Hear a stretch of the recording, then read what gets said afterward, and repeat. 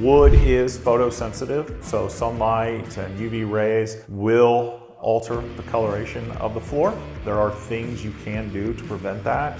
First and foremost, the obvious things are, window treatments, putting up blinds, shutters, and so forth. Limiting the UV exposure on the floor obviously will help minimize that.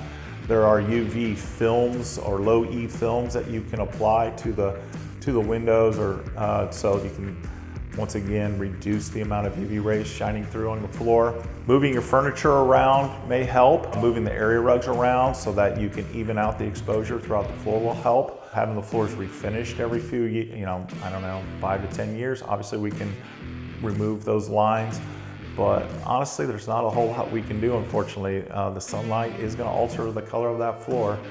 I think there's a misconception out there that there are finishes that will prevent the fading on the floor. I think the reality is, and I want to make this very clear, is that these finishes, some of them do not have photosensitivities, which mean they will not change in color from the UV exposure, but they're not going to prevent the discoloration of the floor from the UV rays.